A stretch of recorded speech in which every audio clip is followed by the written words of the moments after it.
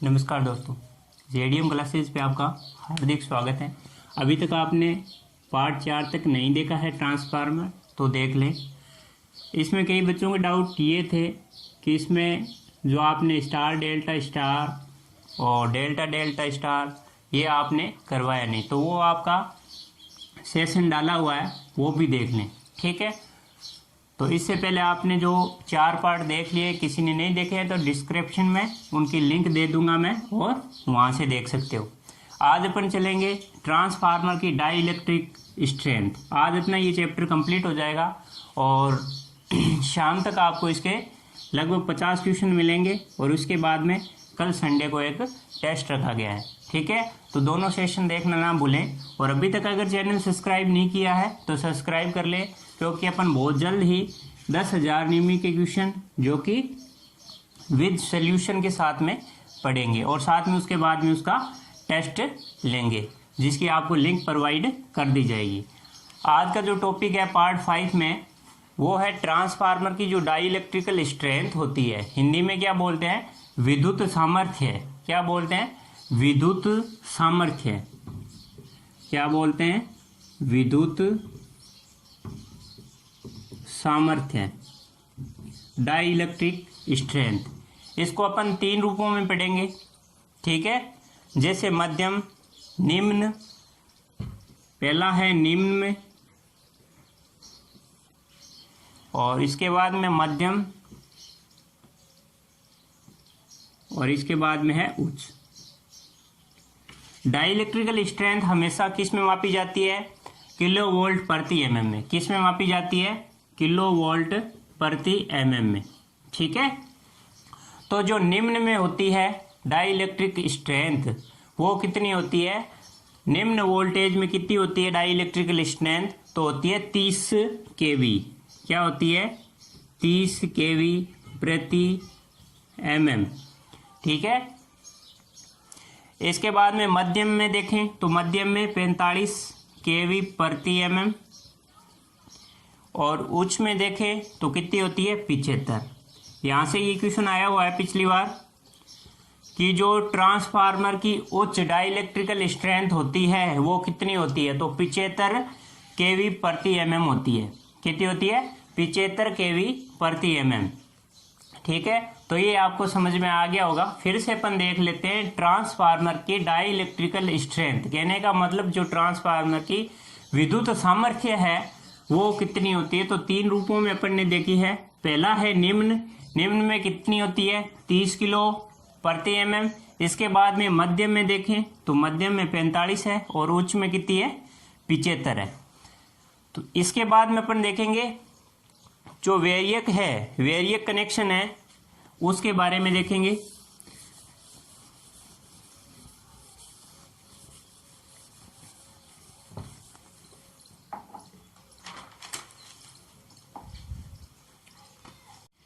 इससे पहले अपन जान लेते हैं कि ऑटो ट्रांसफार्मर क्या होता है। वेरियक से पहले अपन देखते हैं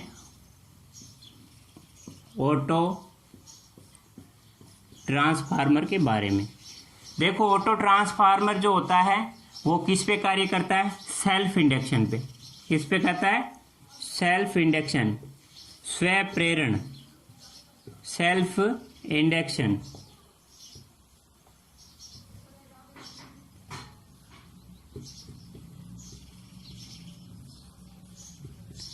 सेल्फ इंडक्शन के सिद्धांत पे कार्य करता है ऑटो ट्रांसफार्मर। ठीक है, अब इसमें 2 टाइप के ऑटो ट्रांसफार्मर होते हैं, जैसे स्टेप डाउन और स्टेप अप में माने तो इसमें सबसे खास बात क्या है? इसमें यह है कि एक ही वाइंडिंग में से ही टर्नों की संख्या सेकेंडरी की निकाली जाती है। क्या निकाला जाती है? सेकेंडरी की टर्नों की संख्या निकाली जाती है। जैसे यहां अपन देखें, ये जैसे वायरिंग है, ये कुंडली है।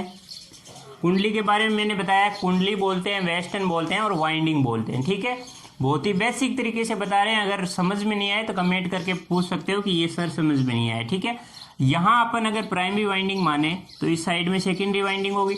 अब जो सेकेंडरी वाइंडिंग की टर्नों की संख्या है, अगर अपन स्टेप डाउन की बात करें तो क्या होगा? ये संख्या कम होगी। प्राइमरी की अपेक्षा टर्नों की संख्या क्या होगी? कम होगी। तो ये कौन सा ट्रांसफार्मर कहलाएगा? Step down. क्या कहलाएगा? Step down. इसी में ही अगर अपन स्टेप अप की बात करें तो क्या हो जाएगा? जो प्राइमरी के टर्नों की संख्या है वो सेकेंडरी की अपेक्षा कम हो जाएगी। क्या हो जाएगी? सेकेंडरी की अपेक्षा कम हो जाएगी। ये होता है स्टेप अप। स्टेप अप ये होते हैं दो रूपों में। दूसरी बात, जो आपने चौक देखी होगी ट्यूबलाइट की, वो भी स्वयं प्रेरण के सिद्धांत पे कार्य करती है। ऑटो ट्रांसफार्मर इस गोल टाइप में होता है, एक उसमें पॉइंटर लगा होता है जिसके माध्यम से घूमता है।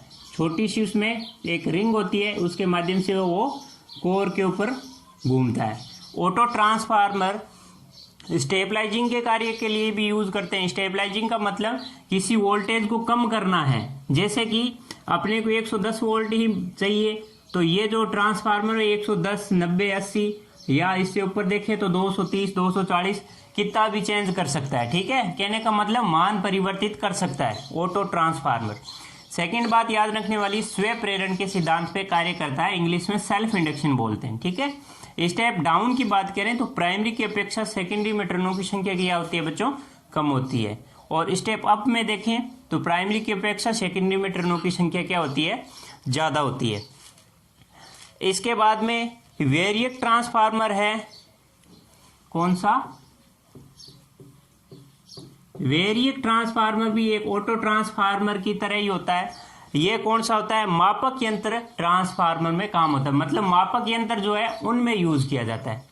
वेरिएक का कहाँ यूज किया जाता है? मापक यंत्रों में किया जाता है। तो यहां तक समझ में आ गया होगा। फिर से अपन देख लेते हैं। ऑटो ट्रांसफार्मर स्वयं प्रेरण के सिद्धांत पे कार्य करता है। अगर स्टेप डाउन की बात करें तो प्राइमरी की अपेक्षा सेकेंडरी में टर्नों की संख्या कम होती है। अगर स्टेप अप की बात करें तो प्राइमरी में सेकेंडरी की अपेक्षा कम होती है। ठीक है, ये होता है ऑटो ट्रांसफार्मर। इसके अलावा अपन देखें तो दो के बारे में देखेंगे, पीटी और सीटी। पीटी सीटी क्या होती है? पोटेंशियल ट्रांसफार्मर और करंट ट्रांसफार्मर, इनके बारे में पढ़ेंगे। ठीक है, और इसके बाद में अपना आज का सेशन यहीं तक रहेगा। और अभी तक आपने चैनल सब्सक्राइब नहीं किया तो सब्सक्राइब कर लें, क्योंकि बहुत जल्दी अपन नियमित के क्वेश्चन सेशन लाने वाले हैं। आज आपको 50 और 60 क्वेश्चन के बीच में मिलेंगे, और वो सेशन देखना ना भूले शाम 6 बजे और 8 बजे के बीच में। तो अपन सीटी पीटी की तरफ चलते हैं। पीटी जो होती है पोटेंशियल ट्रांसफार्मर बोलते हैं, और सीटी को क्या बोलते हैं? Current transformer. ये तो होता है पोटेंशियल, ठीक है, और ये होता है करंट।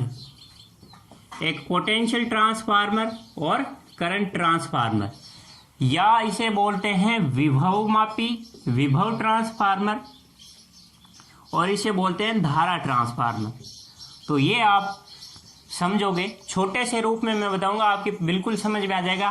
पीटी का मतलब पोटेंशियल ट्रांसफार्मर, ये बेसिक चीज हो गई। दूसरी बात, ये अगर अपन 11 केवी की लाइन है उसे परिवर्तित कितने में कर सकता है? एकदम कम वोल्टेज में, जैसे कि अगर 110 वोल्ट मानो, 110 वोल्ट में भी कन्वर्ट कर सकता है। ये जो 110 है, 100 और 110 के बीच में ये मानक वोल्टेज होता है, इसमें कन्वर्ट करता है। प्राइमरी की अपेक्षा सेकेंडरी में जो वोल्टेज है अपने को कितनी मिलेगी? वो मिलेगी लगभग 110, 100 और 110 के बीच में। ठीक है, इसी के साथ में अपन सीटी की बात करें तो सीटी में जो होता है, सीटी मतलब करंट ट्रांसफार्मर, ये अपन ने देख लिया। पोटेंशियल ट्रांसफार्मर को विभव ट्रांसफार्मर बोलते हैं। इसमें अगर 11 केवी की लाइन है तो वो जो बहुत कम वोल्टेज में चेंज कर देते हैं, इसलिए मानक वोल्टेज बताया आपको। डीएमआरसी में सीधा क्वेश्चन आया हुआ कि पोटेंशियल ट्रांसफार्मर में अधिकतम सेकेंडरी में वोल्टेज कितनी होती है मानक, तो कितनी होती है?